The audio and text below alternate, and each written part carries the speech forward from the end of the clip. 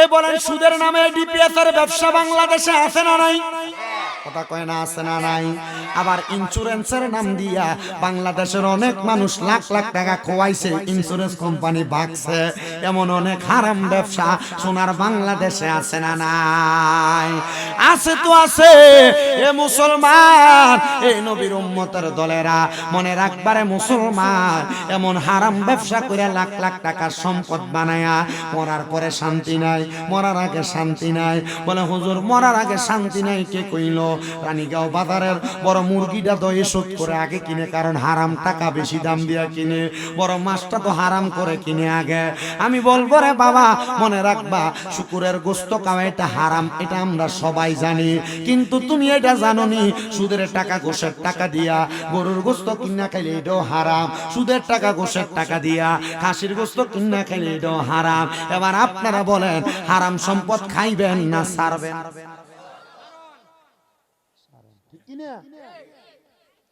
প্রয়োজনে হকারি করবেন শায়েস্তাগঞ্জের মোড়ে, শশামরা বাদাম বুট বেচবেন, রিক্সা চালাইবেন, মাটি কাটবেন, এমন সুদের ব্যবসার মতো হারাম ব্যবসার সাথে জড়িত হবেন না। আমি আগেই প্রশ্ন করেছিলাম, রিজিকের ব্যবস্থা করে একজন, তিনি কি? ভাল লাগতেছে আমার কাছে আপনারা যে বসছেন। তবে মাইকালা তোমার সাউন্ড সিস্টেম সেটিং সব ভালো, তুমি স্পিকার আউটের মাইকগুলো এক লাইনে দিছো, ঠিক না? হ্যাঁ, দুই লাইনে করলে স্পিকারের সাউন্ড বাড়ে না। দুইটা স্পিকার হইলে না কান সেদা করে লাউনের অবস্থা। কি দা কইছো না? বিষয়টা হইলো, আমি তো প্রত্যেক দিন ওয়াজ করি, আমি বুঝি ধারাবাহিক না। সাখালি ওয়াজ করতাম না, আর আমি সাখালি তারা চা দিতাম না। আপনারা শুনেন, মুসলমান ইমানদারের দল এ হারাম খাবার খাওয়ার চাইতে আপনারা বলেন অল্প টাকার পান্তা ভাত খাওয়া উত্তম না অনুত্তম? বলেন না উত্তম না অনুত্তম? আল্লাহর ও দয়াল আল্লাহ, একটু রহমতের নজর কইরা তাকায়া দেখেন গো আল্লাহ। এই হবিগঞ্জ জেলার অন্তর্গত চুনারুঘাট থানাধীন উত্তর রানীগাঁও সরকারগাঁও নূরে মদিনা কেন্দ্রীয় জামে মসজিদের উদ্যোগে চতুর্থ বাৎসরিক ইসলামী সুন্নি মুখা সম্মেলন সাজাইয়া এই এলাকার আলেম সমাজ, আমার দাড়ি পাকা মুরব্বী বাবারা, যুবক নজুয়ান ভাইয়েরা, ছোট্ট ছোট্ট মাসুম বাচ্চারা, পর্দার অন্তরালের আমার মা বোনেরা সহ আমার কত ভাই বাবারা, মা বোনেরা সোশ্যাল মিডিয়ার মাধ্যমে দেশ বিদেশ থেকে মুনাজাতের মধ্যে শরীক হইছে গো আল্লাহ। যার হাতটা তোমার কাছে মায়া লাগে, পছন্দ হয়, ওই হাতের উসিলায় আমরা প্রত্যেকের জীবনের গুনাহ তুমি আল্লাহ ক্ষমা কইরা দাও মাবুদ। ও দয়াল আল্লাহ, আমরার জীবনের গুনার দিকে তাকাইলে আমরার কাছে বড় ভয় ভয় লাগে গো আল্লাহ। না জানি কোন দিন আমরা এই গুনার কারণে তোমার কাছে পাকড়াও হইয়া ধরা খেয়া যায়।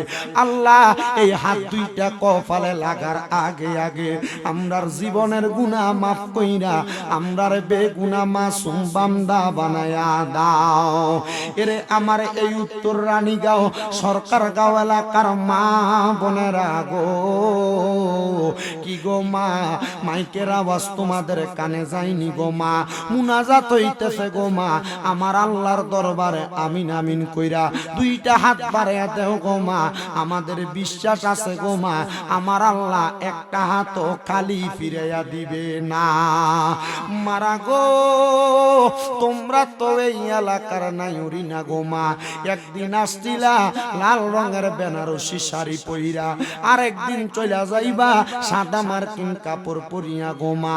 তোমরার মতো কত মা বোনেরা জানি গো অন্ধকার কয়বরে মুর্দা লাশ হইয়া শুইয়া রইছে, আজকের মুনাজাত তারার নসিবে হইছে না।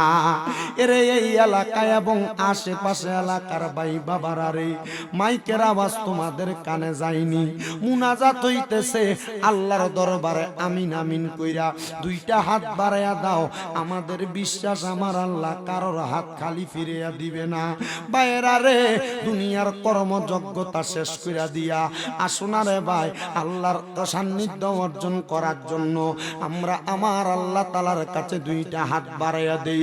দয়াল রে, জানি না কার জন্য জানি আজকের মুনাজাত জীবনের শেষ মুনাজাত কইরা হাত বাড়াইছে, জানি না রে আল্লাহ কোন ভাই বাবা মা বোনের জন্য জানি এই এলাকার বাঁশমুড়ার বাঁশগুলা পাইকা লালে লাল হইয়া রইছে, কোন ভাই বাবা মা বোনের জন্য জানি এলাকার গোরস্থানের মাটিটা পর্যন্ত লাফালাফি করতেছে, জানি না রে আল্লাহ কোন ভাই বাবা মা বোনের জন্য জানি এই এলাকার কাফনের কাপড়ের দোকানে কাপড়গুলা কাইটা পর্যন্ত রেডি করে রাখছে। আল্লাহ ফরিয়াদ তোমার দরবারে জানাই গো আল্লাহ, আমরার হাত দুইটা কপালে লাগার আগে আগে মরণের সামান রেডি করার তৌফিক দান করো, ইমানের জিন্দেগি দান করো, আমলের জিন্দেগি দান করো।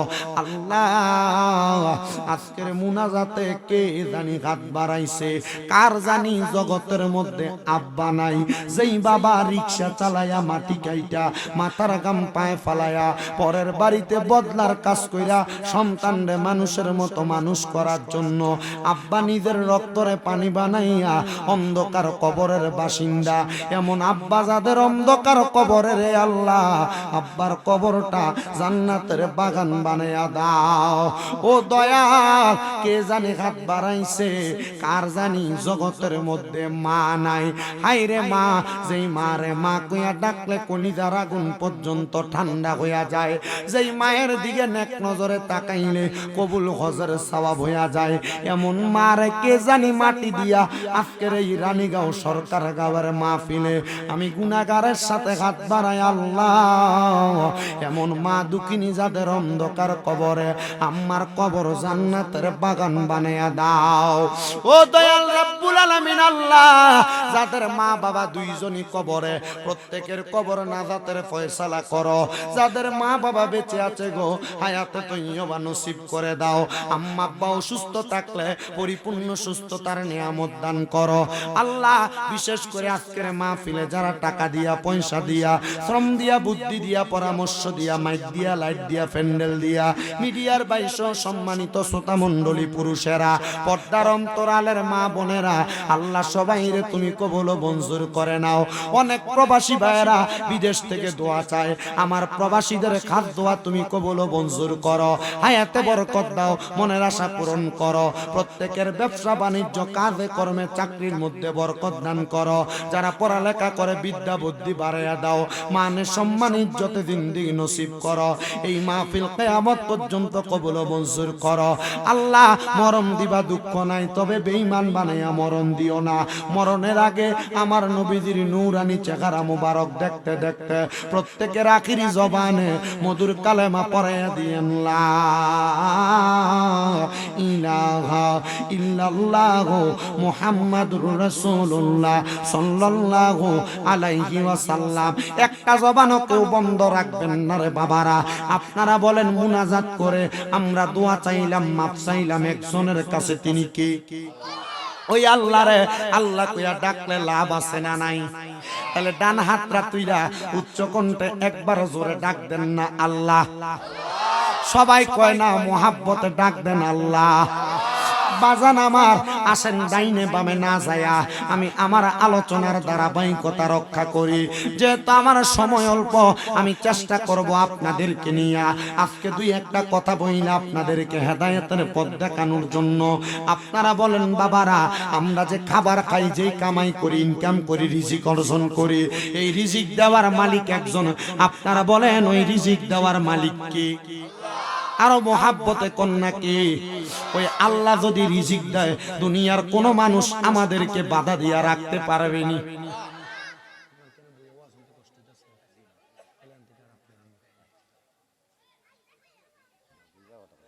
আমি বুঝছি আপনার কথা, কিন্তু আমার সিস্টেমটা যেটা নাড়াচাড়ির কারণে আমার নিজের কষ্ট হয়ে যাচ্ছে।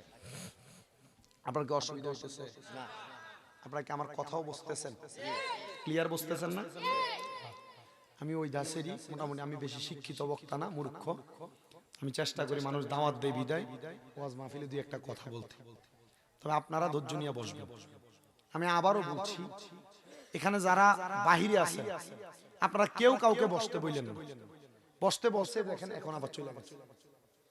এই মানুষগুলো এখন আর আনা যাবে না। মুনাজাত দেওয়াতে মানুষগুলো আসছে, যখন বলছে বসার জন্য এরা চলে গেছে। আমি এই কথাটাই মুনাজাতের আগে একবার বলাতে বুঝাইতে পারিনি। তাহলে আপনারা বলেন রিজিক দেওয়ার মালিক একজন, তিনি কে? ওই আল্লাহ চাইলে বান্দারে খাওয়াইতে পারে কি পারে না? যার হাত নাই, যার পাও নাই, যার কোনো কিছু নাই, ওই বান্দারে খাওয়াই কে? যার সব কিছু আছে তারেও খাওয়াই কে? এজন্য বাবা আল্লাহ তাআলা যেহেতু রিজিক দেয়, আমাদেরকে আল্লাহ তাআলার তাকওয়াটা একটু আমরা রক্ষা করে চলা লাগবে। বলে হুজুর কেমন তাকওয়া? খোদা ভীতি এটা এমন একটা বড় নিয়ামত, এই নিয়ামত যাদের মাঝে আছে আল্লাহ তাআলা তাদেরকে পরীক্ষা করে। কিন্তু বলে হুজুর খোদা ভীতির কারণে আল্লাহ তাআলা কেমন পরীক্ষা করে জানতে বড় ইচ্ছা হয়। মনে রাখবেন, আপনি যদি আল্লাহকে ভয় করেন, আমার আল্লাহ তাআলা আপনারা তিনটা জিনিস দিয়া পরীক্ষা করবে। এক নাম্বার অভাব দিয়া, দুই নাম্বার রোগ দিয়া, রোগ দিয়া, তিন নাম্বার মুসিবত দিয়া। এই তিনটা জিনিস দিয়া আল্লাহ তাআলা তাকওয়াবান বান্দারে পরীক্ষা করে। ও মুসলমান, রোগের মধ্যে পইরা বান্দা আল্লাহ তাআলার ইবাদত ছাড়ে কিনা আমার আল্লাহ লক্ষ্য করে। দুই নাম্বার অভাবে পইরা বান্দা সততার পথ ত্যাগ করে কিনা আল্লাহ সেটা পরীক্ষা করে। তিন নাম্বার মুসিবতের মধ্যে পইরা, বিপদের মধ্যে পইরা বান্দা আমার আল্লাহ তাআলার তাকওয়া সততার পথ ত্যাগ করে কিনা আমার আল্লাহ তাআলা এইটাও বান্দাকে পরীক্ষা করে থাকেন। হুজুর কেমন করে জানতে বড় ইচ্ছা হয়। আল্লাহর নবীর সাহাবায়ে কেরামের কাছে কোনো খাবার নাই, কোনো সম্পদ নাই, ওনারা আয়েশা রাহমাতুল্লিল আলামিন নবীর দরবারে বসে থাকে।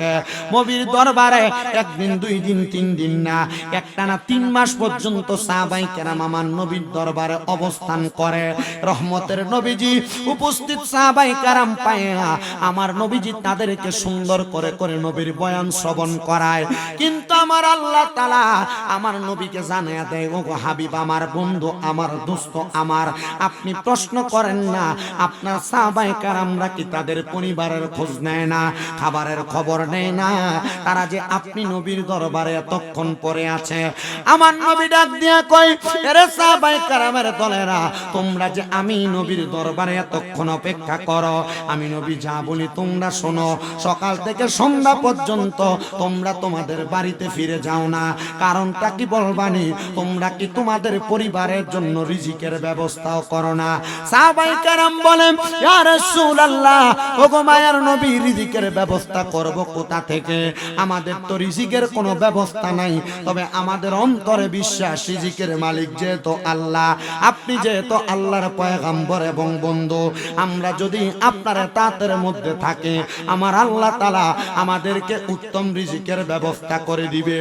এ রাহমাতুল লিল আলামিন নবীজি, আপনি বলেন না আমরা আপনার কাছে অবস্থান করার কারণে আপনি রহমতের নবীর মদিনা শরীফের মধ্যে বেশি জনসমাগম হয়, আপনি নবীজির মসজিদে নববীর মধ্যে বেশি জনসমাগম হয়, এটার কারণে কি মসজিদে নববীর মুসল্লিদের অসুবিধা হয়? আমার নবী বলেন, না রে সাহাবায়ে কেরাম, তোমরা তো আমার মসজিদে নববীর আলোক হিসেবে আছো, তোমরা তো আমার মসজিদে নববীর পাহারাদার হিসেবে আছো। এ সাহাবায়ে কেরাম, তোমরা কেন বাড়ি যাও না? তোমাদের কি ক্ষুধার জ্বালা হয় না? সাহাবায়ে কেরাম কয়, ইয়া রাসূলুল্লাহ, পরে কোনো খাবার না থাকার কারণে আমরা কেউ 7 দিন, কেউ 9 দিন, কেউ 11 দিন আমরা পেটের মধ্যে পাথর বেঁধে বেঁধে আসি। নবী আমার প্রশ্ন করে, ও সাহাবায়ে কেরাম, তোমরা তাহলে বাড়ি যাও না কেন? সাহাবায়ে কেরাম ডাক দিয়ে কয়, ইয়া রাসূলুল্লাহ, আপনি নবীর চেহারা মুবারকের দিকে তাকাইলে আমাদের ক্ষুধার কথা মনে থাকে না? বলেন সুবহানাল্লাহ। এ রাহমাতুল লিল আলামিন নবী গো, আপনার কাছে আমার আপনার কোন নবীজি, আপনার দরবার থেকে আমরা সাহাবায়ে কেরামকে আপনি তাড়াইয়া দিবেন না?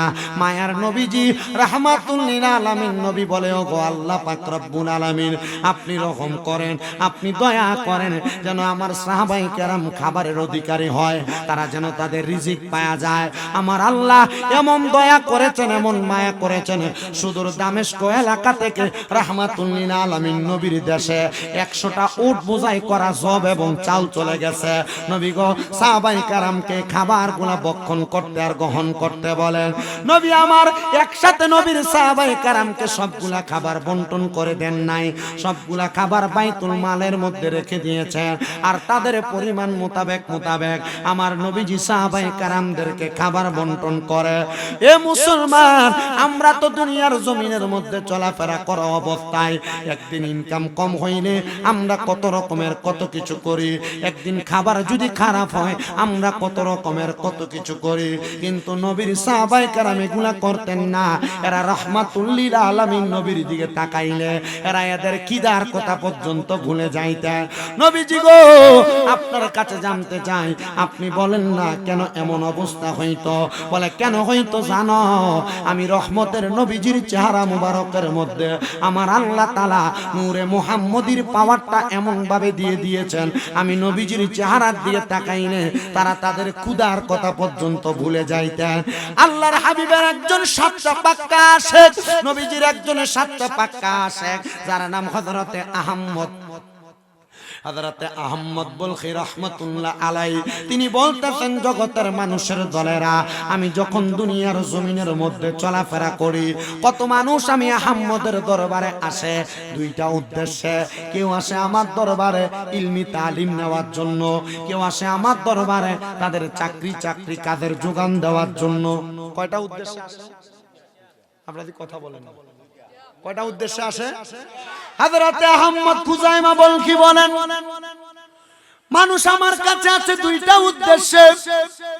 কেউ আসে ইলম অর্জন করার জন্য, আবার কেউ আসে তাদের রিজিকের সন্ধান করার জন্য। যেহেতু আমি আহমদ খুজাইমা বলখি বলকের একজন বাদশা, হযরতে আহমদ খুজাইমা বলেন, সবাই আমার কাছে যখন তাদের দরকার নিয়ে আসে, হঠাৎ করে আমার একজন ভক্ত উনি আমার কাছে আইসা ডাক দিয়া বলে, ওগো হুজুর, আপনার কাছে আমার আবদার, আমার ঘরের মধ্যে কোনো খাবার নাই, কোনো সম্পদ নাই, কোনো টাকা পয়সা নাই, আপনি কি আমার একটা কাজের ব্যবস্থা করে দিবেন নাকি? হুজুর বলে, বাবা সামনে আয় আমার, তুমি তোমার কাজের সন্ধান অন্য কোথাও তালাশ না করে আমার কাছেই কেন তুমি কাজের সন্ধান করলা, তালাশ করলা?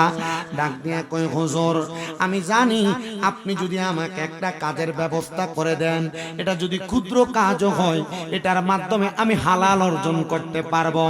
হুজুর বলেন না, আপনি আমার একটা কাজের ব্যবস্থা করে দিবেন নাকি? হুজুর ডাক দিয়া বলতেছে, হালাল খাবারের জন্য আমার কাছে আসলা, হারামের কত রাস্তা খোলা যাও না কেন? বলে, হুজুর হারাম ইনকাম করলেই তো লক্ষ লক্ষ ইনকাম করা যাবে, কিন্তু হুজুর হালালে যেই মজা হারামে সেই মজা পাওয়া যায় না।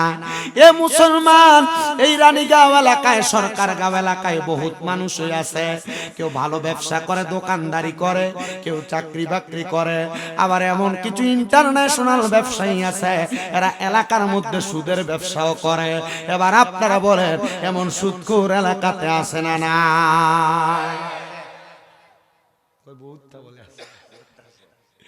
এ বলেন, সুদখোর আছে না নাই? কম না বেশি? আস্তে কইছে আরো জোরে কোন, কম না বেশি?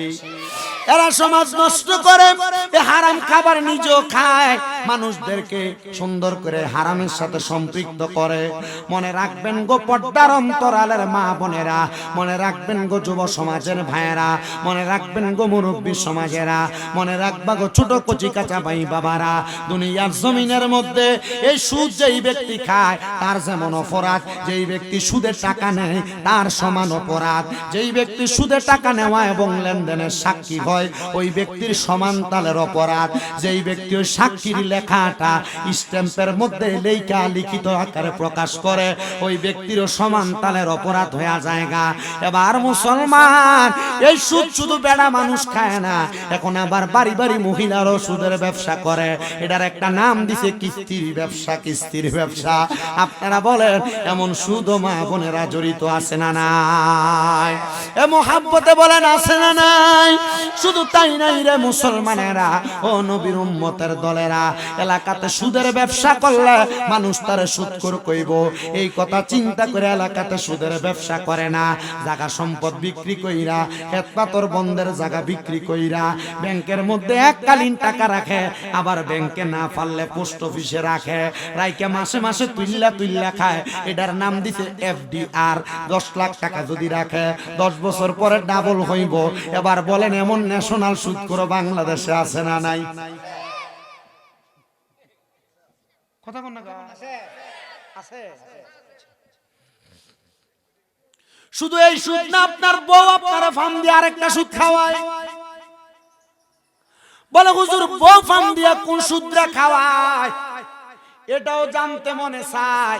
এ বাবা জানো, তোমার স্ত্রী দেখবা হঠাৎ করে তোমার একদিন বলে, আপনি যে যা ইনকাম করেন সব খরচ করে ফেলেন, আমাদের ছেলেমেয়ের ভবিষ্যৎ কি?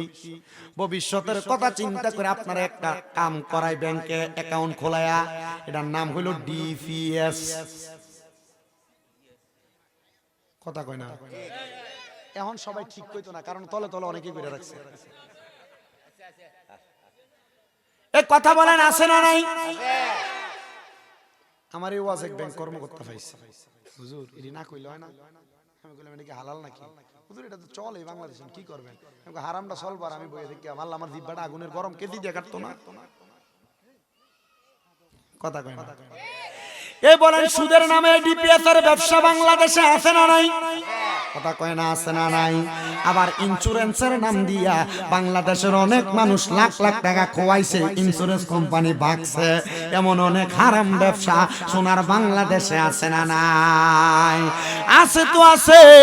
এ মুসলমান, এই নবীর উম্মতের দলেরা মনে রাখবারে, মুসলমান এমন হারাম ব্যবসা করে লাখ লাখ টাকার সম্পদ বানায়া মরার পরে শান্তি নাই, মরার আগে শান্তি নাই। বলে হুজুর মরার আগে শান্তি নাই কে কইল? রানীগাঁও বাজারের বড় মুরগিটা দয়ে শোধ করে আগে কিনে, কারণ হারাম টাকা বেশি দাম দিয়া কিনে। বড় মাছটা তো হারাম করে কিনে আগে। আমি বলবো রে বাবা, মনে রাখবা শুকুরের গোস্ত খাওয়া এটা হারাম, এটা আমরা সবাই জানি। কিন্তু তুমি এটা জানোনি, সুদের টাকা ঘোষের টাকা দিয়া গরুর গোস্ত কিনা খাইলে এটাও হারাম, সুদের টাকা ঘোষের টাকা দিয়া খাসির গোস্ত কিনা খাইলে এটাও হারাম। এবার আপনারা বলেন হারাম সম্পদ খাইবেন না ছাড়বেন?